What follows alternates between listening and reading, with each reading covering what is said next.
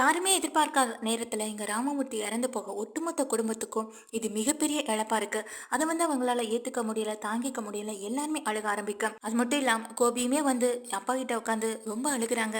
என்ன மன்னிச்சிருங்கப்பா, நான் உங்களை ரொம்ப கஷ்டப்படுத்திட்டேன் அப்படி இப்படின்னு சொல்லி ரொம்ப அழுகுறாங்க. அழுதது மட்டும் இல்லாம இங்க ராமமூர்த்திக்கான இறுதி சடங்குக்கான எல்லா ஏற்பாடுகளும் நடந்துகிட்டு இருக்கு. இங்க தன்னுடைய அப்பாவுக்கு தான் தானே செய்யணும்னு எங்க கோபியும் அதுக்காக ரெடியாக எங்க கூடவே ராதிகா மைனி எல்லாமே இருந்துகிட்டு இருக்காங்க.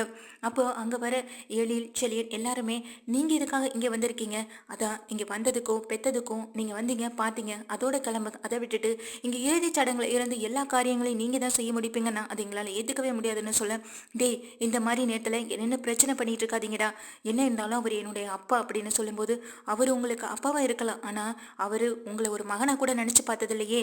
ஆரம்பத்திலேருந்து அவர் சொன்ன விஷயம், கடைசி காலத்துல எனக்கு காரியம் பண்றது என் மருமகளா தான் இருக்கணும், அதை நீங்க செய்யக்கூடாதுன்னு அப்போதுலேருந்தே சொல்லிட்டு இருந்தாரு. இப்பவும் நாங்க அதை தான் சொல்றோம், தயவு செஞ்சு இந்த மாதிரியான நேரத்துல பிரச்சனை பண்ணாம இங்கிருந்து கிளம்புங்கன்னு சொல்ல, என்னால எப்படி எங்க அப்பாவை விட்டு போக முடியும், யாரோ ஒருத்தி பண்ணட்டும்னு நான் எப்படி விட்டுட்டு போக முடியும், என் அப்பாவுக்கு மகனா நான் இருக்கேன்னு சொல்லும்போது ஈஸ்வரி கொந்தளிச்சு பேச ஆரம்பிக்கிறாங்க. ஒழுங்கு மாதிரிதான் இங்கேருந்து போயிடுடா, இதுக்கப்புறம் இங்க நின்னா அப்புறம் நான் என்ன பண்ணுவேன்னு எனக்கே தெரியாது. உன்னால உன் அப்பா இந்த நிலைமைக்கு வந்துட்டாரு. ஆரம்பத்துல உன்னாலதான் அவருக்கு கை கால் விளங்காம போய் வாய் பேச முடியாம இருந்து ரொம்ப கஷ்டப்பட்டாரு. அதுக்கப்புறம் இப்படி ஒவ்வொரு பிரச்சனையா வீட்டுக்கு கொண்டு வந்த கடைசியில அவர் ஒண்ணுமே இல்லாம ஆக்கிட்டல. கடைசி காலத்துல நிம்மதியா கூட அவரை போய் சேர விடல, சந்தோஷன்ற ஒண்ணு அவருக்கு கொடுக்கவே இல்லைல. இப்படியே எல்லாரையுமே கொண்டு போய் சேர்த்துரு, இந்த குடும்பத்துல மிச்சம் மீதி இருக்க எங்களையும் கொன்னு புதைச்சிடு, அதுதானே உனக்கு சந்தோஷம், அது மட்டும் தாண்டா உனக்கு சந்தோஷத்தை கொடுக்கும். நாங்கெல்லாம் இருக்கிறதா உன் கண்ணை உறுத்திட்டே இருக்கும் போல, எல்லாம் இந்த வீடு சொத்து பணம் இதுதானே வேணும், எடுத்துக்கிட்டு விடுறா, நாங்க எங்கேயோ போய் தொலைறோம் அப்படின்னு சொல்ல, அத்தை நீங்க கொஞ்சம் அமைதியா இருங்க, இந்த மாதிரி நேரத்துல பிரச்சனை பண்ண வேணாத்த, நம்மளே நம்ம குடும்பம் மிகப்பெரிய ஒருத்தரை இழந்து நம்ம கஷ்டப்பட்டு இருக்க நேரத்துல நம்ம எதை பத்தியுமே பேச வேண்டாம்னு சொல்ல, ஏய் பாக்கியா பெரிய நல்லவ மாதிரி பேசாத, எங்க அப்பா இறந்ததே ஒன்னாலதான் அப்படின்னு சொல்ல, இதை கேட்டு மொத்த பேரும் ஆச்சரியத்துல அப்படியே எங்க கோபியை பார்க்க கோபி சொல்றாங்க, ஆமா எல்லாம் உன்னாலதான், ஒரு ஒழுங்கா நேரத்துக்கு சாப்பாடு கொடுத்து அவருக்கு டேப்லெட் கொடுத்துட்டு இருந்தா இந்நேரம் அவருக்கு எப்படி ஆயிருக்குமா, அவருக்கு எப்ப டேப்லெட் கொடுக்கணும் எல்லாம் உனக்கு தானே தெரியும், இப்பெல்லாம் நீ அதெல்லாம் சரியா கவனிச்சுக்கிறது இல்லையே, அங்க போறேன் இங்க போறேன்னு சொல்லி ஊர் சுத்த கிளம்ப ஆரம்பிச்சுட்டு கடைசியில் அவரை கவனிக்காம விட்டு இப்ப பாரு எங்க அப்பா என்னை விட்டு போயிட்டாருன்னு சொல்லி கோபி அழுகுறாங்க. அழுகிறது மட்டும் இல்லாம இங்க பயங்கரமா பாக்கியாவையும் திட்டுறாங்க. இதெல்லாம் பொறுத்துக்க முடியாத எழில் செழியன் இனியானு எல்லாருமே முறைச்சு பார்க்க இங்க ஈஸ்வரி தான் திட்டுறாங்க. கோபி இதுக்கப்புறம் ஒரு வார்த்தை பேசின நான் மனுஷியாவே இருக்க மாட்டேன், இது என் துக்க வீடுன்னு கூட நான் பார்க்க மாட்டேன், நடக்கிறதே வேற ஆயிடும் அப்படின்னு சொல்ல, கோபி கொஞ்சம் அமைதியா இருங்கன்னு எங்க ராதிகாவும் சமாதானப்படுத்துறாங்க.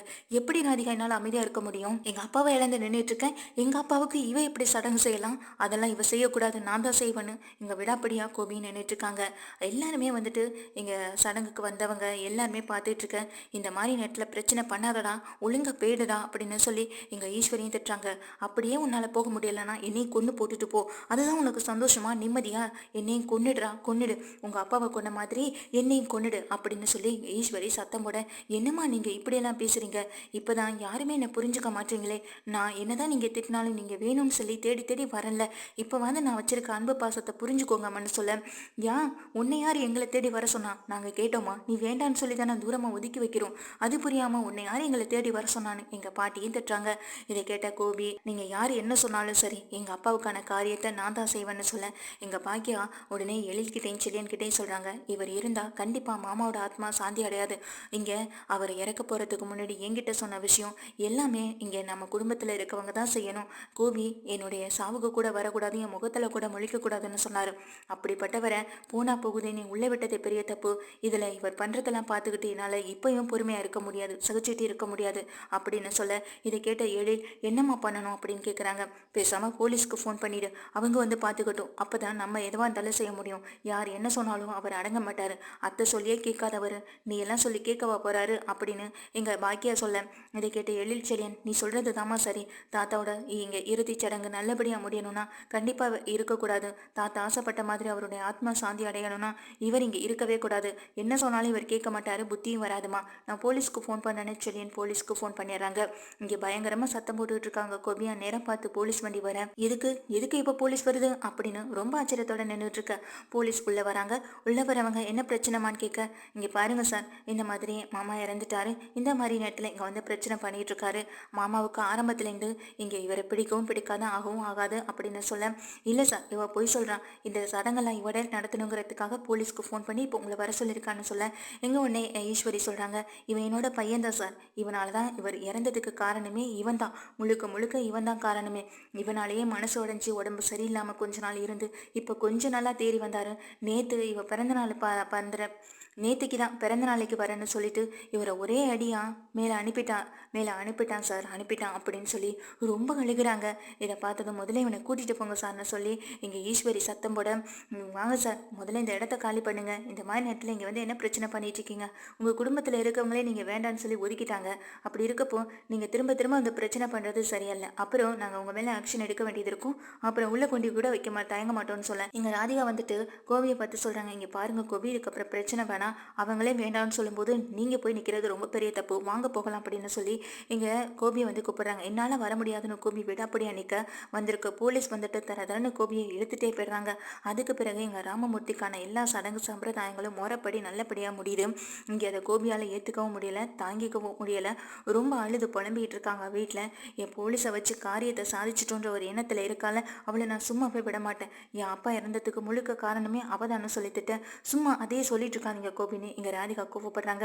என்ன ராதிகா அப்படின்ற மாதிரி கேட்க, ஆமாம் சும்மா சும்மா அந்த வீட்டில் போய் நின்றுக்கிட்டு இப்போது உன்னால தான் எங்கள் அப்பா இறந்தா, உங்களால் தான் எங்கள் அப்பா இறந்தாங்கன்னு சொல்கிறதுல உங்களுக்கு என்ன ஆக போகுது, அவர் வயசாயிட்டு உடம்பு முடியாமல் இறந்துட்டாரு, அதை விட்டுட்டு அந்த பழியை தூக்கி எதுக்காக மற்றவங்க மேலே போடுறீங்க, ஒருவேளை அவர் இறந்ததுக்கு நம்ம கூட காரணமாக இருக்கலாம்ல, உங்கள் அம்மா சொல்கிற மாதிரி, என்னைக்கு இங்கே நீங்கள் என்னை பார்த்தீங்களோ, என்னை கல்யாணம் பண்ணிக்கணும் ஆசைப்பட்டீங்களோ அன்னையிலேருந்து வந்த பிரச்சனை தானே அது, அதுக்கு முன்னாடி வரையும் உங்கள் அம்மாவும் அப்பாவும் உங்களுக்கானவங்களாக தானே இருந்தாங்க, அதை முதல்ல யோசிச்சு பார்க்காம எப்பயுமே பாக்கியா மேலேயே பழி போட்டுட்டு இருக்கீங்களே, உங்களுக்கு கொஞ்சம் கூட அசிங்கமா இல்லையா கோபி அப்படின்னு சொல்லி திட்டுறாங்க. எப்படிதான் இப்படி பல எண்ணம்லாம் வருதோ, அப்போ இறந்துட்டாங்கன்ற ஒரு கவலையை விட அந்த இடத்துல கூட எங்கள் பாக்கியா மேலே பழி போடணுன்ற ஒரு எண்ணம் தான் உங்களுக்கு அதிகமாகவே இருக்கு கோபின்னு சொல்லி இங்கே கோபியை கண்ணா பின்னான்னு திட்டுறாங்க. கோபியால் இதை ஏற்றுக்கவே முடியலை, இங்கே ரொம்ப அழுகிறாங்க. இங்கே பாருங்க கோபி, அப்பா இறந்துட்டாரு, அவ்வளவுதான், அதை நினச்சி கவலைப்படலாம் அழுகலாம், ஆனால் அதுக்காக எல்லாத்தையும் தூக்கி எல்லார் மேலேயும் போடாதீங்க கோபி அப்படின்னு சொல்லிட்டு இங்கே ராதிகா, எனக்கும் வருத்தமாக தான் இருக்குது, எனக்கு ரொம்பவே ஃபீலாக இருக்குது, ஏன்னா அந்த வீட்டில் என்னை புரிஞ்சுக்கிட்டவர் உங்கள் அப்பா மட்டும்தான் என்கிட்ட நல்ல விதமாக நடந்துப்பாரு, நல்ல விதமாக பேசுவார், அவருக்கு இப்படி ஒரு நிலைமை வந்துடுச்சு நினைக்கும் போது என்னால் இதை ஏற்றுக்க முடியலை தான், எனக்கே இப்படி இருக்கும்போது உங்களுக்கு கஷ்டமாக தான் இருக்கும், ஆனால் அதுக்காக மற்றவங்களை பழி சொல்கிறத விட்டுட்டு எதை பற்றியும் யோசிக்காமல் கொஞ்சம் நிம்மதியாக தூங்குங்க அப்படின்னு எங்கள் கோபியை படுக்க வைக்கிறாங்க.